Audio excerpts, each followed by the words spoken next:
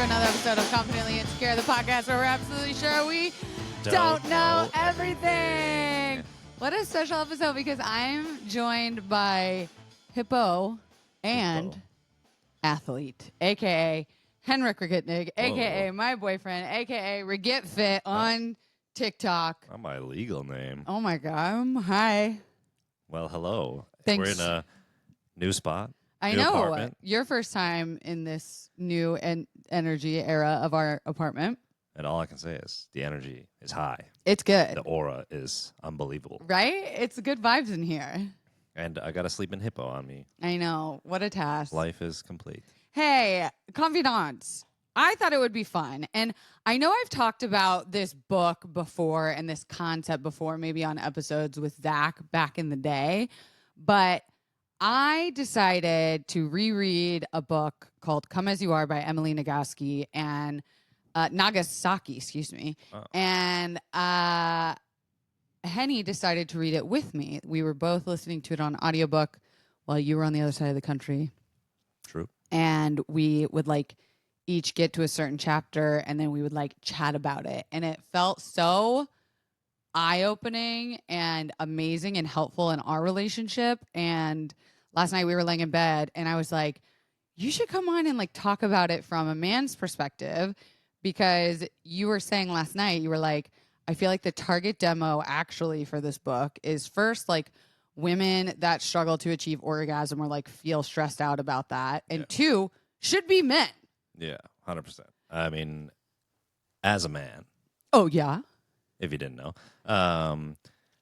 I think the just overall ideology surrounded by the woman's body is so, it's just you go out in life and have fun, figure it out. And Get I think improper messaging, and believe in toxic masculine behaviors. Exactly. Just all kinds of signals. And so this one just was very cut and dry, clear, to the point, a lot of research, a lot of it was very insightful from that point of view.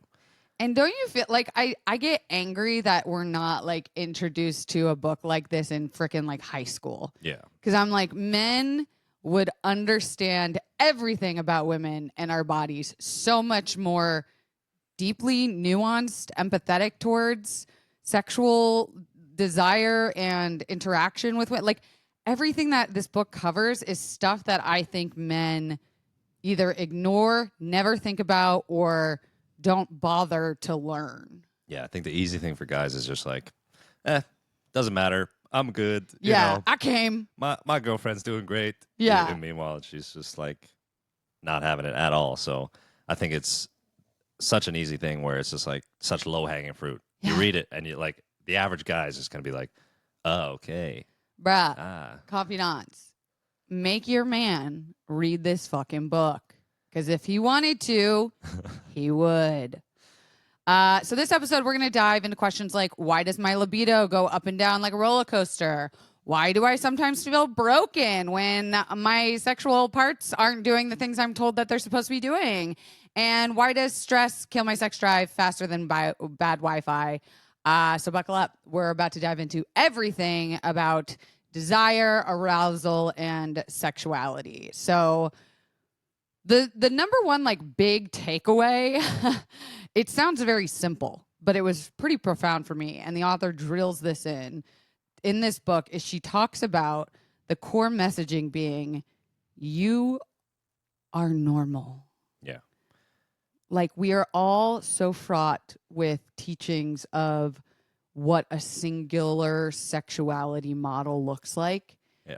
That anything that doesn't fit into an often cis hetero white behavior is wrong. Yeah. Social media, where I think it's getting better, where people are not so hush hush, not talking about things like that. But the messaging, Hollywood, it's always been such a cut and dry. This is how it is. If you're not in this, you're just a weirdo. Yeah. And that's just not how it is. Everybody's normal in their own way. There's so many different versions that are just exactly who you are.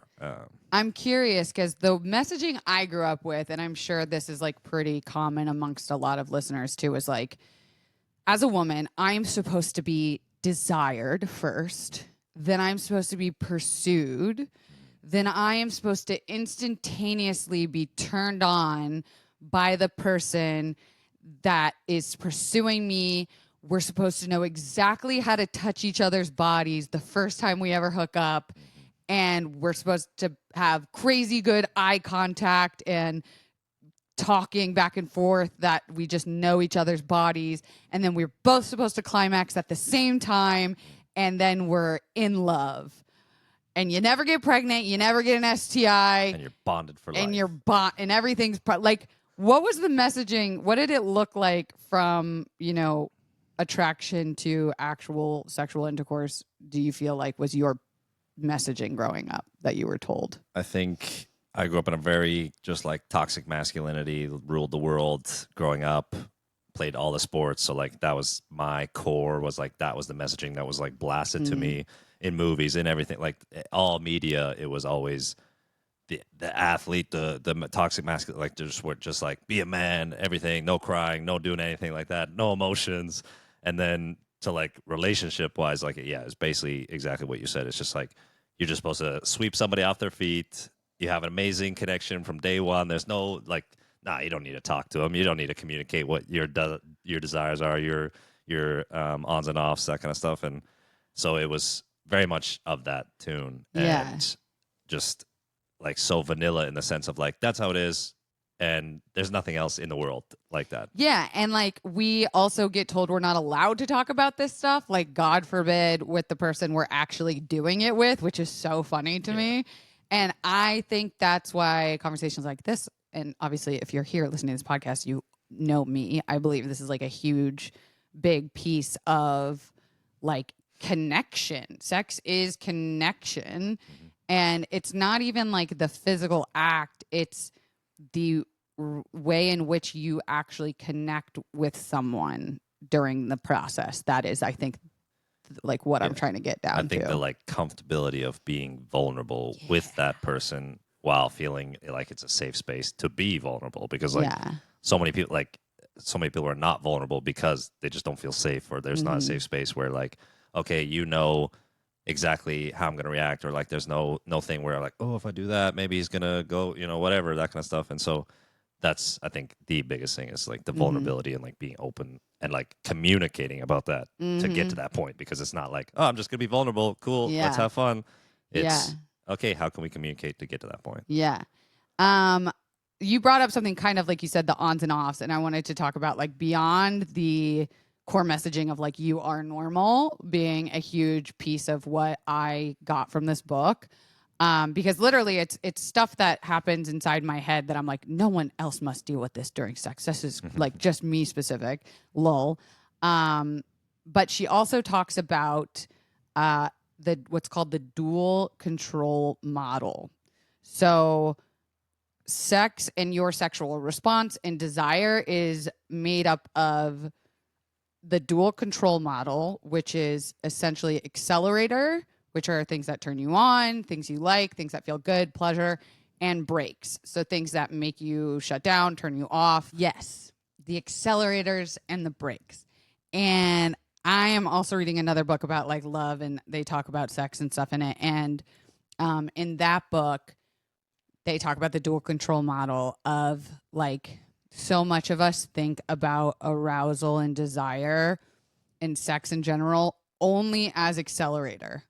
So we're only thinking about, does the way this touch feels good? Like, am I turned on? Am I attracted to this person? Is he doing the right thing? Is he touching the right place? We rarely ever think about the brakes, which are arguably the more important part of like figuring out what are your sexual brakes. Yeah.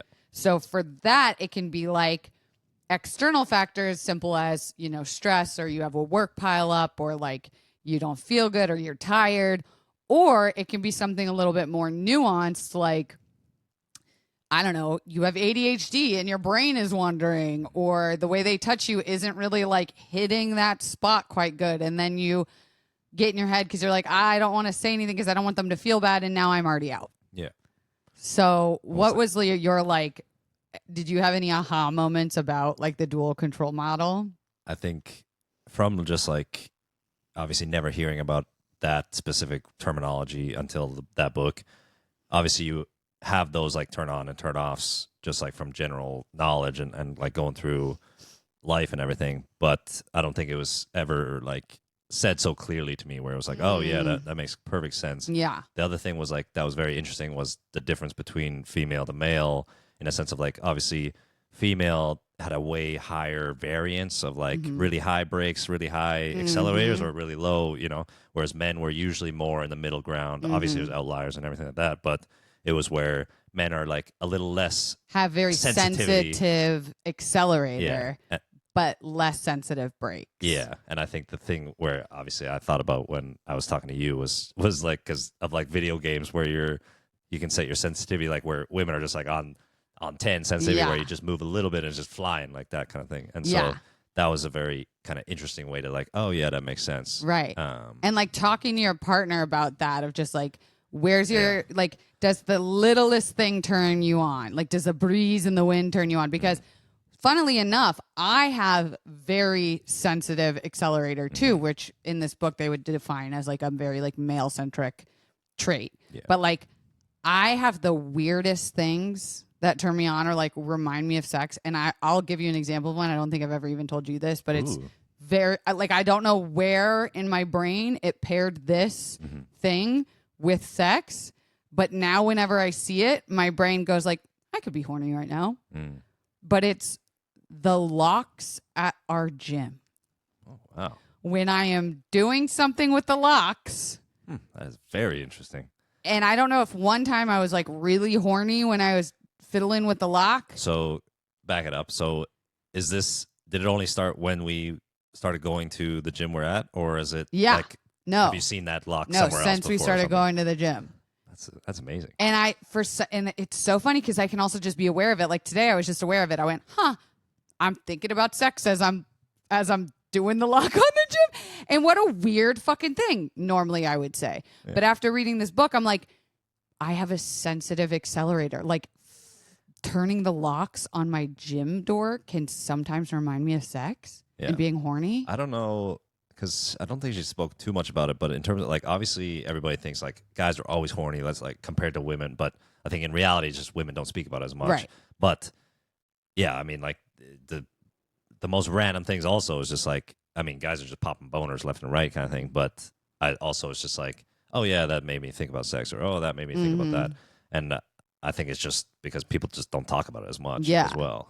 And the same thing with sensitivity on brakes. Like for men, they say stereotypically they don't have very sensitive brakes, but I feel like that's a myth. Well, she did say like, yes, stereotypically, but there's always like variance within that. So like the percentage that fall on sensitive or less sensitive, and I'm sure there is. I think it's just if you take 100 women, 100 men, the men are going to average a little bit closer to the median in the middle. And obviously, like there was a big study done in the 2000s that proved this, where it talked about people with high brake sensitivity are more vulnerable to sexual difficulties. Yeah. Because instead of going like, oh, I just have like a high sensitive brake and I can figure out what actually lets off the brake a little bit and actually goes towards accelerator, I think something is wrong with me. Yeah, because I mean, if you go through this without understanding, even any kind of like the terminology of it, you're just like, oh, something's wrong with me. Oh, why did that just take me completely out? Yes. You just like power through and you have a bad experience. And you're just like, oh, that was horrible. Correct. I'm never going to do that again. Or that comes up. I'm just like, I'm completely out of it. And I made those habits and patterns starting the very first time I had sex. Yeah, and I think everybody does. And I think that's also what was very interesting when another time in the book she's talking about, your first experience is such a huge kind of pivotal moment of what your kind of rest of your life looks like. Yeah. Or it definitely influences way more than you maybe would think. Yeah. And that was also just like, oh, wow, that's never really thought about. And you kind of like, oh, yeah, that was first time, whatever. But if you look back to it, it's like it does influence a lot. Yeah. And something that's kind of connected to this was talking about desire styles. So with like brakes and accelerator, you can also think of it as like spontaneous desire versus responsive desire. Yeah, right. So we see messaging in media that is mostly spontaneous desire.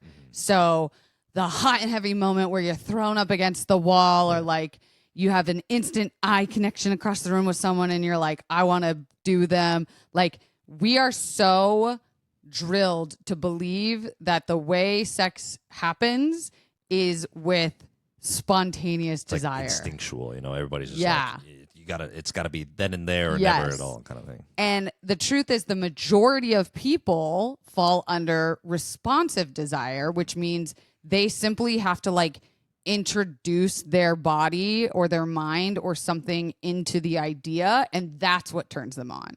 So they don't just, quote, get turned on. They have to be like coaxed into it or introduced to it. Yeah. So the spontaneous desire is you get horny out of nowhere. And the responsive desire is you get turned on in response to something. So whether it's the context of the situation or the closeness or the physical touch or the mental stimulation or whatever. And she had this one quote in there that I really liked where it was like, desire is not a measure of how much you love your partner. Yeah. So even if you don't have spontaneous desire, it doesn't mean you're not attracted to your partner. It doesn't mean you don't want to have sex.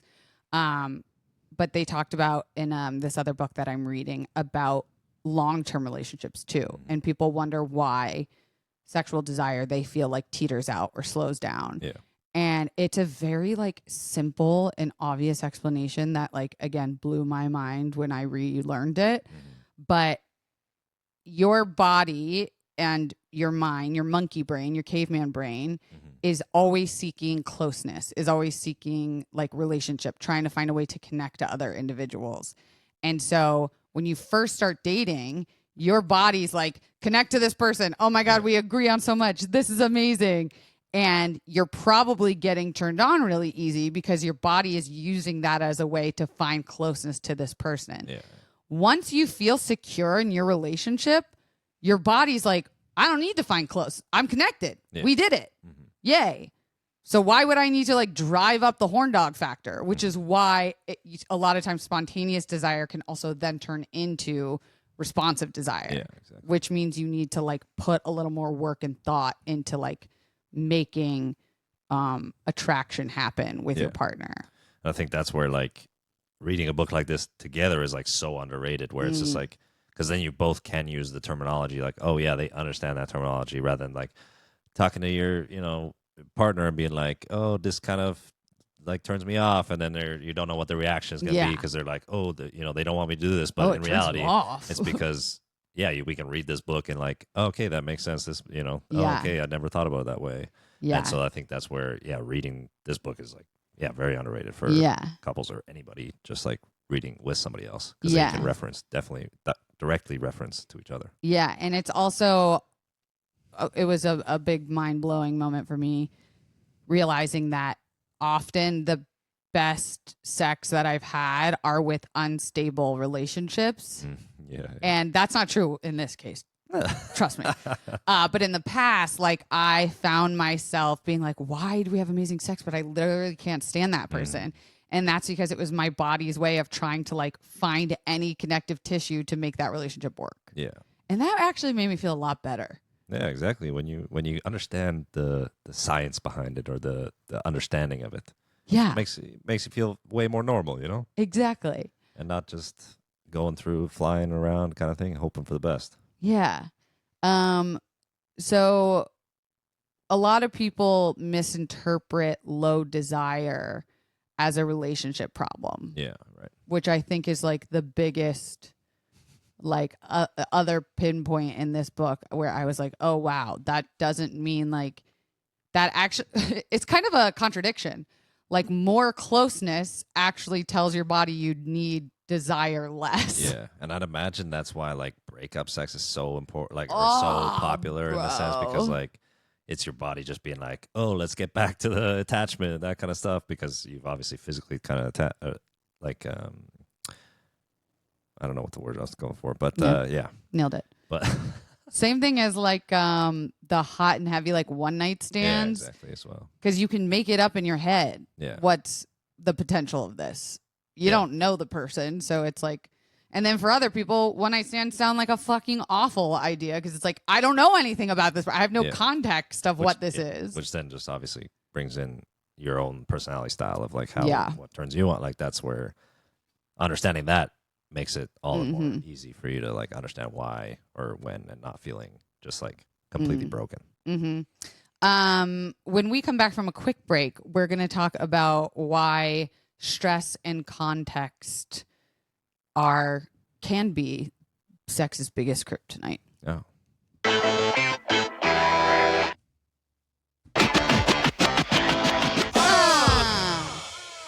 So we're talking about stress and context as it comes to sex, and stress being one of the biggest libido killers.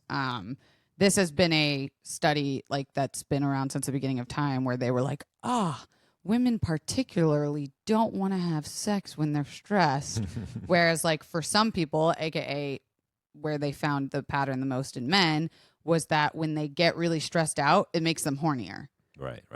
And again, like I, funnily enough, side with the men in this situation, where when I get like flustered and stressed out about work, I'm like, well, it's bone. That's something I know I can do and I'm successful at. But it also makes a lot of sense to me why people feel like that, like, don't even touch me feeling. Yeah, because I think when we were reading this and this came up, I think we had the conversation of like, oh, where do you fall? Where do I fall? And what it made me think of was like the chronic pain. Whenever I having any kind of discomfort, pain, that kind of stuff, that side of my brain is just out the window. Never talk, don't touch me, don't do anything. Like it's just like I couldn't get off if I tried. Couldn't enjoy your body. Yeah, and so I think obviously that's like an extreme, but where like people are in a stressful situation or something like that, that's where it's just like no, that I can't even think about it now. 100%. I think that's a lot more common for a lot of people. And it's also because your body feels unsafe to be turned on. Yeah, exactly. Like a big part of like context, right? She talks a lot about context. Like arousal is not about the right moves. It's about the right context. Yeah, right. So context being key, and like there isn't one right context for everybody, but you and, hopefully you and your partner can find out what environments are the right context for you to be turned on. What I'm hearing is all it takes is communication about everything. I love that. And I think that's, the core of so much that, in any kind of partnership, whatever it is, for like everything, it's just communication where if you're, in the context of this book, when you're both reading it, like it just makes the communication way easier to like, okay, let's have this conversation. What are your ons and offs and that kind of stuff, where it's like you're in a safe space to then talk about that as well. Right. And that's where it's just like, okay, yeah, we can talk about everything and anything. Yeah, there's always like the more difficult things that you maybe don't want to talk about directly or that kind of stuff, or like work up to over time.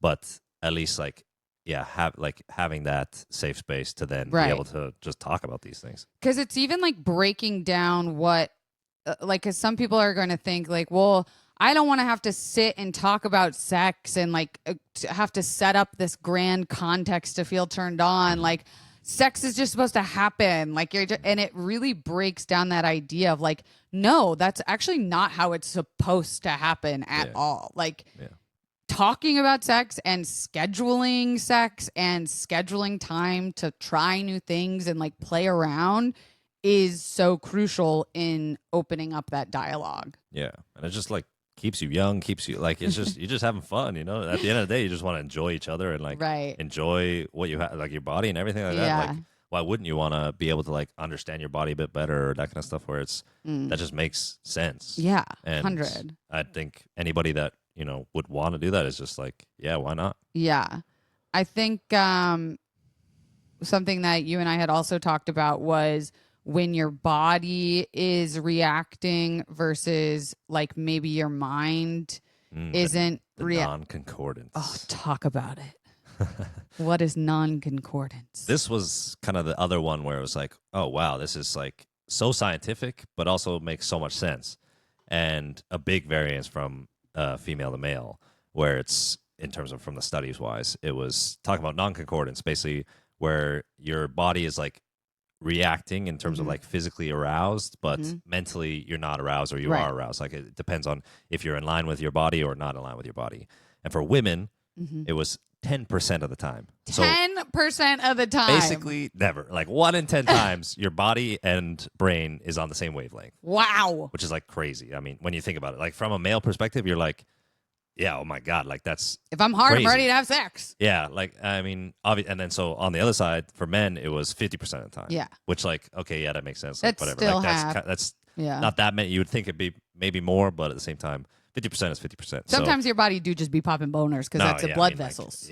Like I don't even know how many times in the night you're having a boner, but and you're not you're not trying to bone. No, it's just your body doing the and thing. You get some random breeze or something like that. Like the sheets get stuck a certain way. So I think that's the various where it's the 50%. But that was like so interesting where it was just like, oh wow, never crossed my mind because it's just like, okay, a body is reacting, so you must be doing something, right? It's just like, oh okay.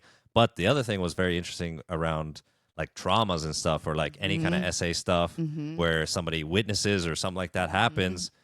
And their body is like reacting okay, like your body's going, okay, this is a restaurant. That was the whole thing where she was talking about. A metaphor. Like sex is a restaurant. So if I'm seeing sex, that's a restaurant. Yeah, like any kind of context of sex. Oh, that's a restaurant. So I want to eat there. I'm horny. I'm ready to have sex. So like the wires get crossed with like SA. Yeah. Where it's like, that's a restaurant, right? My body's telling me this is a restaurant, but like the brain and the, obviously the consent isn't there. Yeah. But you can't always tell your body that. No, exactly. And then when you don't you don't know about non-concordance and everything like that, your brain, you're like, whoa, like you're why? ashamed. Yeah, I'm like, how am I? Like, I'm broken. Why am I doing that? Like, why is my body reacting to this? But my brain is like, no, this is bad. Yeah. And there was a few good examples in that from a male and female perspective, where it's just like, that can ruin your traumatize you like totally. heavily for the rest of your life if you don't understand this side of things because it's just your body reacting. It's not it's not your brain. Like you're not a bad person in that, like that kind of stuff. And so that was also very interesting from that point of view. No, and that can easily also be applied to like kink too. Like why does this thing turn me on? I don't know. Like what happened between me and a fucking lamppost that,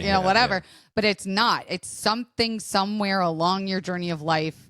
Your body took that as a cue, and it's not anything to be like ashamed of unless obviously you're like hurting people and then you should seek help. Yeah. But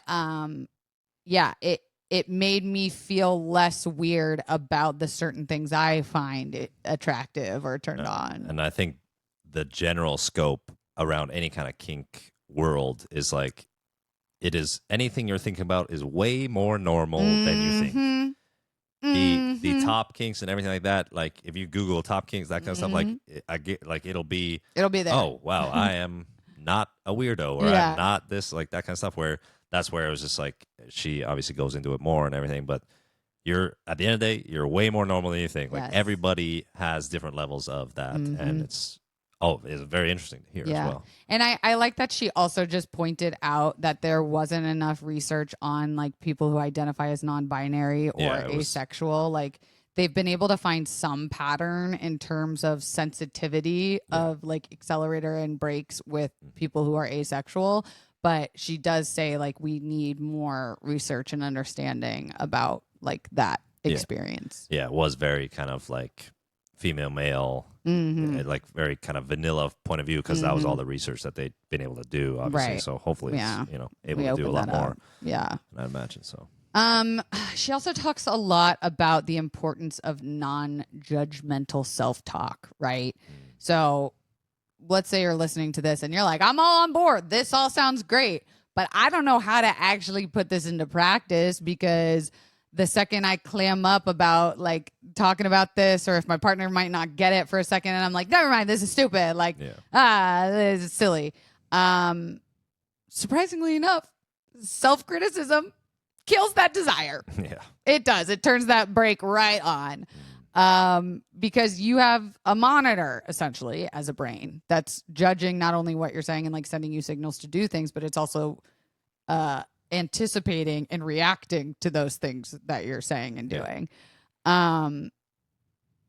So you shouldn't be surprised to hear that women who feel more pressured to meet sexual expectations return less satisfied and actually more anxious. And I think that kind of lends itself to a conversation too about orgasm, right?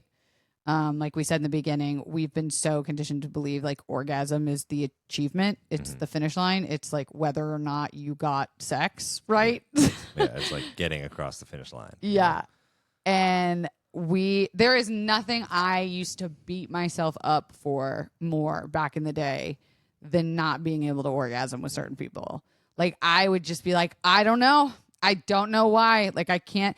And I would find guys not having that same stress. Like if I slept with a dude and he didn't finish, he'd be like, well, yep, it happens. Like, it's okay. Which I think goes to the other side because like the thing as a man that you will be berated on is if you orgasm too early. And like that's the most embarrassing thing you can do is like, oh, you just started and you're that. And so I think that's a huge like kind of fear built into just men growing up, like because that's all you hear, or like that's the embarrassing thing. Oh, like people making fun of that and everything like that. So that's the almost opposite. Because then if you don't, you're just like, whatever, like it is what it is. Like it's almost like I remember in high school being like, you didn't make me finish, so ain't my fucking problem. And I was like, oh God. Yeah, honestly, like I feel like that is an excuse, very like common from that point of view for men.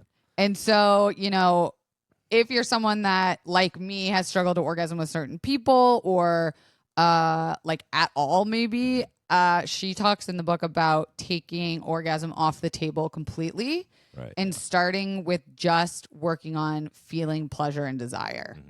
And I did that probably in my mid-20s. I decided I'm not going to care anymore if anybody orgasms. Did I have fun? Yeah. Did it feel good? Do I feel like I can walk away from this saying, yeah, I want to do that again?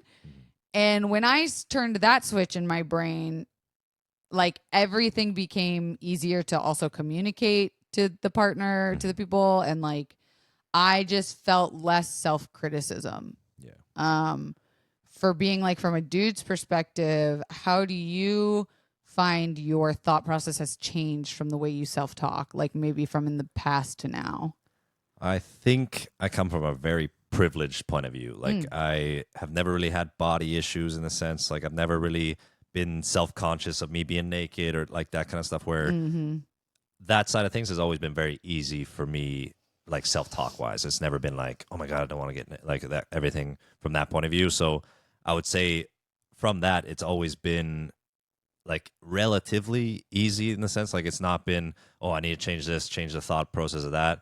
I think going like piggybacking off of you has been more so, okay, was this enjoyable? Or I've always been like a big giver, that kind of person. So like that's where I really have fun, enjoy that kind of stuff, and like seeing enjoyment from other people. So that's always been kind of like the baseline for me. And then anything on top of that is like, oh, that's it. Just the icing on the cake. Icing on the cake. Yeah, what am I saying? And icing. Yeah, that's right. Cherry on top. You're not well. from here. It's fine. Yeah.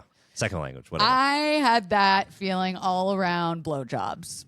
I was conditioned to believe you got to give a good blowjob, and I made it my fucking mission in high school as I was going to be the best blowjob giver ever.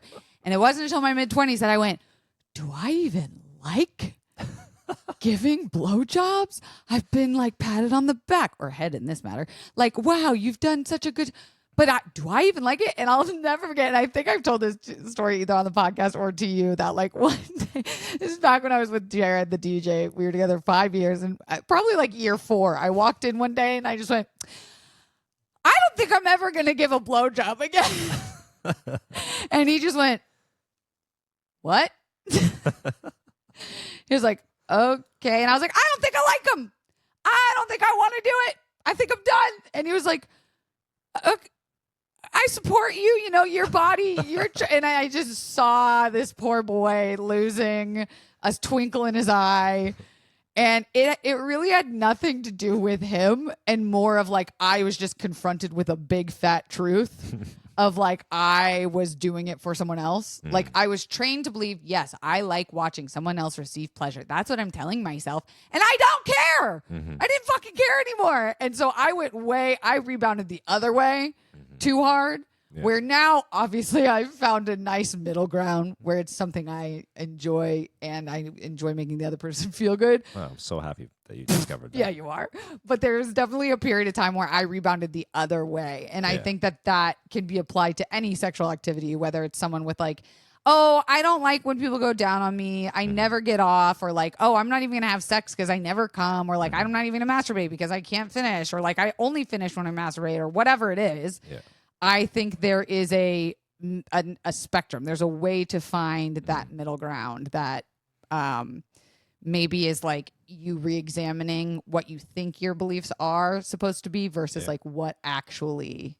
And I think like back to a book like this is just like gives you information to then apply in whatever way you see fit. Exactly. And you read it and you're like, oh, okay, I can apply this. Okay, I don't want to apply that. Okay, and that's where you're just way more inclined to then discover. And Right. like then it's like exciting to, oh, maybe like Yeah. oh, maybe this will work. Change your life. Or you like literally read something you never even thought about before Yeah. and you're like, maybe that's what it is. Or let me Yeah. do this. And that's where I think having the information is just like so Crucial. important and crucial. Yeah. And that's why I think, anybody that's anybody Yeah. should Anyone be reading that's something like touching that. another person. Yeah. Unless you're the Pope, especially if you shouldn't be touching people, Pope. Yeah. You should read this book. Yeah, honestly. I also liked, she had a quote in there that said, your orgasm is your business. It belongs to you, not your partner. And I was like, With whoa. the snappies for that one. Yeah, give her some snaps because the verbiage even just around like I gave her an orgasm or I couldn't make him come or whatever. Yeah. Like you actually might not have anything to do with it. Yeah. I feel like we're always externalizing it, like being like, it's some factor. I did it, or, oh, she did it, that kind of stuff, where it's just like, it is in you on your own Because, body. man, I can't tell you how many times growing up in my 20s, I went places in my head that man had nothing to do with. That I got there on my goddamn own time and my own work.